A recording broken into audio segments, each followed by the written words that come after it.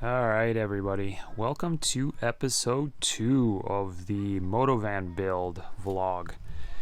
And we're making some progress, so ignore this is just a little workbench for me. But today I made some progress on building the wall to separate the garage. The two pieces aren't connected yet, but so the number plate of the bike is going to come up to kind of here, a little further back, just to allow if I'm running a headlight bike or some differences. And then the wheel and the fender are going to go under here, kind of in this area, hit the wall there more or less, and then this little shelf. So there's going to be a actual wall here. So I'm going to put a couple more pieces of metal here, and then this little shelf is going to be part of the bed. So it is at the wide point. Alright, so we made some good progress on the wall, and I think it's pretty much done. You can kind of see the finished product here. There is the back section, which is really just mostly the top part of the partition, and then there's the bottom section, which is also the bed. And I decided after some thinking about it to do it in two pieces. That way I can do most of the welding outside the van, which makes a big difference. I just kind of tack welded things in place in here to make sure everything fit, and then I could take them back out and weld everything. And also paint outside the van, because no matter how much you cover stuff, paint still gets all over the place, and then it stinks forever, and you have overspray on your windows and all that stuff. So that was a good idea. I'm very proud of that. It's you can see it's attached to the walls of the van and to the floor of the van in a whole bunch of different points. It's attached to the walls with plus nuts, and bolted in, so it's all M8s plus nuts. So it's pretty decent sized fasteners. Same thing on the floor. The stock tie down points, I've utilized those. Those are also M8. I drilled a couple holes through the bottom of the van, one here and one up here, to give it another little point. So there's 6 total points on the floor where it's tied down, and then there's 6 points on the walls. Actually, I think 7 points on the walls where it's tied down to the walls. So it feels pretty strong. Hopefully it should do the job. I'll put a 1/2-inch plywood on top of this as well. And then another thing is these two pieces are attached together with riv nuts and M8 screws. So that's pretty much it here. So it's kind of ready for plywood, and I'm actually working on electrical right now, which we'll go and look at in a second. So my original plan was to put the battery and at least some of the electrical stuff in this handy box right here. The handy box that's under the seat right here, which is actually pretty big. It might be hard to see on video, but you can definitely put like a full-size car battery in here, and it's going to take up maybe about a third of this, maybe a half of this inside a battery box. So there's a lot of extra room still to work with. So I was going to put the DC to DC converter in here too, that's to charge off the starter battery, and the solar converter, mostly so I don't have to run a bunch of big cables between this box and where most of my other kind of electrical stuff is going to be, which would be there's going to be a bench in front of the partition, mostly for my dog to sit, but also just to store a bunch of things inside. So the bench setup, it will be, I'll show you the bench in a second here because I already welded it up. It will be a kind of a bench basically, and it will open from the top, and you can put a bunch of stuff in there. The refrigerator will go right next to it, so it's about, I think, 48 or so inches wide, or 45, I think 45 inches deep. It is 24 inches wide, and it is 20 inches tall. So it's a pretty decent sized box. So here's the bench, all welded up, all painted. It's got a couple spots where I can bolt it down.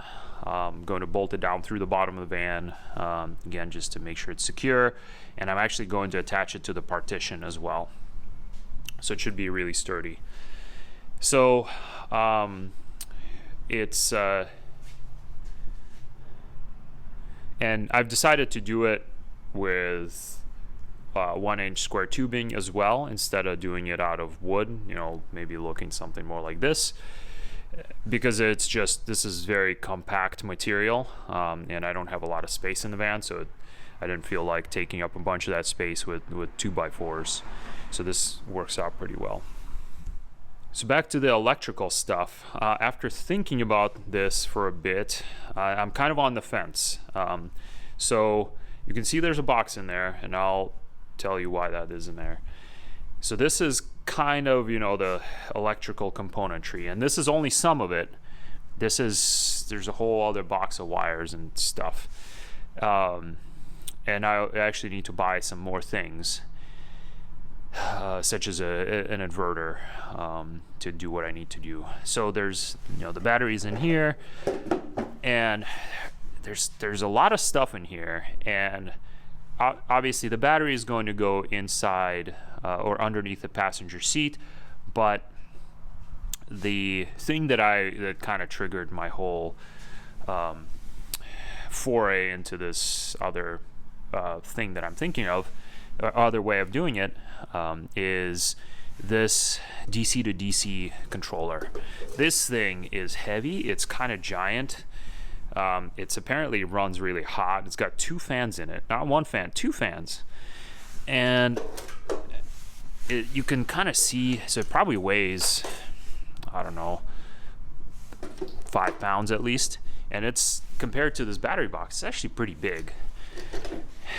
Then we got this shore power thing, also pretty big. The inverter that I'm going to use is actually in my camper. It's probably it's the size of both of these things combined, or pretty close to it. So there's a lot of stuff. Some will go under the seat, but then some of it will go into this box, and then you got all this big wiring in here. So I'm gonna probably take up half of this box with just that stuff, plus the stuff under the passenger seat. And I don't have a lot of storage, and I'm kind of annoyed by the fact that I'm taking up so much of it with electrical stuff so I can go camping. So what I'm thinking now is, instead of doing all this garbage, I will get one of the Jackery Goal Zero Blue Yeti type things, and I'm specifically leaning towards Blue Yeti or Goal Zero right now because they offer the most 12 volt capacity, and just stick it in the box, run a 12 volt thing to a little panel here that I can use for, you know, USB ports, cigarette lighter, that kind of stuff. 12 volt, and it will also be connected via the same wiring. So I just have to plug in one thing into the device, to the fan, to the fridge, to the lights. And so this thing, you just drop it in, plug that thing in there, plug an extension cord basically for the microwave in it, and then plug the solar in it. So 3 plugs and you're good to go. So that's kind of what I'm thinking. It's very compact, very elegant design. All right, so we're doing a final test fit here with the bike. Plenty of room. So it's right up against the wall. It's going to be, you know, half an inch back because there's going to be a wall there, or you know, some plywood there, which will actually give it a little more clearance up here, which will be nice for bikes that have a headlight. And it shouldn't be an issue in the back. I've got the door open just to let some light in, but there's actually about probably 6 inches because the door doesn't go right to this gray thing, it goes a little further. Is about 6 inches behind the rear tire, so there's plenty of space. I mean, I can probably fit a adventure bike in here as well.